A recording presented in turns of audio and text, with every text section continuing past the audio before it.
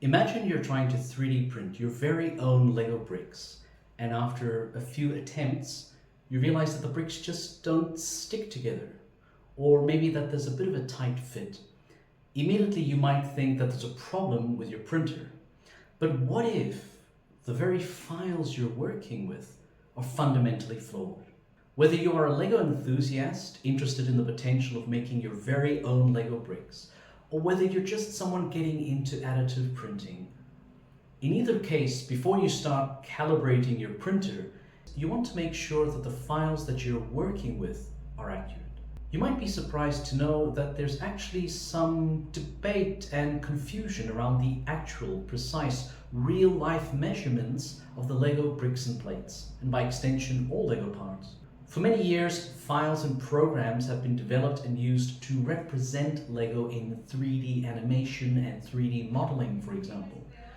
But it's one thing to create 3D animation and 3D modeling files, it's another thing to create accurate 3D printing files. I don't claim that the research and observations in this video are my own. Rather, I want to present and build on what others have already concluded and found through their own investigations. First of all, let's talk about the nominal dimensions of the Lego brick. Around the time that the Lego brick was taking shape, there were other similar building blocks around, such as the Kittycraft bricks and others. But sometimes the stud or knob was a bit flat and wide, other times it was a bit thin. But when the official Lego brick patent came about, and later by extension the entire Lego system of play, there was something very special about the design that may have contributed to its enduring legacy, which is that every aspect of the Lego brick design is proportional. The original patent used the word module, which eventually came to refer to the distance between studs. You can also think of this basic Lego unit as 0.8 millimeters, or twice that, which would be 1.6 millimeters. In any case, you will soon find that every part of the Lego brick design is derived from that basic unit measurement. So taking 1.6 millimeters as our basic unit, we get the following nominal dimensions and proportions for our Lego brick. 1 unit is the thickness of the wall, which you can see on the anti-stud side of a Lego plate, which is 1.6 millimeters. 2 units would be the height of a plate. 3 units would be the width of the stud at 4.8 millimeters. And putting everything together, 5 units is the total width of the 1x1 plate and brick, which is a total of 8 millimeters exactly. The question is though, are those the actual real-life measurements used for the Lego brick?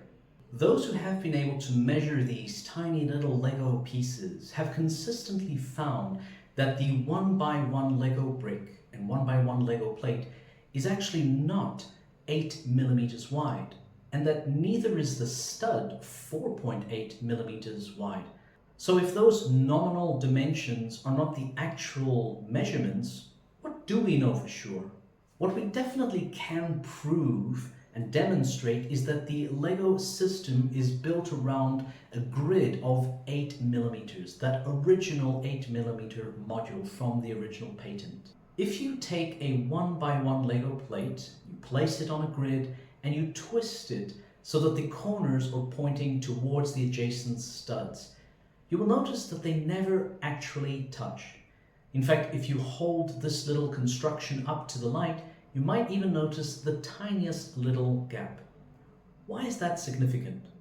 Well, if we assume that the width of the 1x1 Lego plate is 8 millimeters, a little bit of high school mathematics shows that the distance from the center of the stud to that corner is 8 millimeters divided by the square root of 2, which gives us around 5.657 millimeters.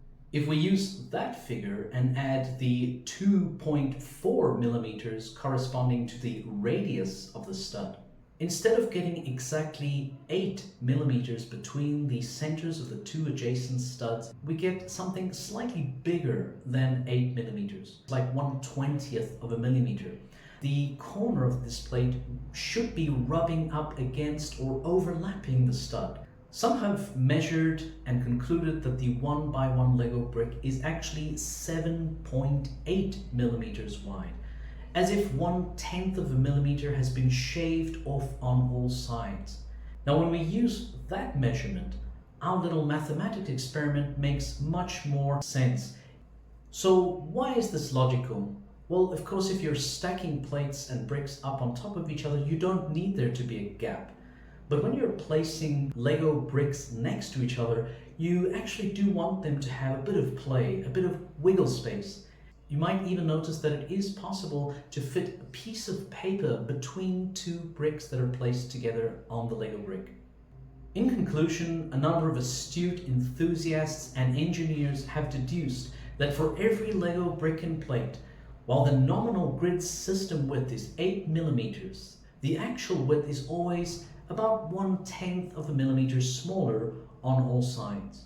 But the next logical question is, if it makes sense for the plates and bricks to be slightly smaller on all sides to give them some play, wouldn't it also make sense for the stud to be slightly bigger? That's the question for the next part of this little video series.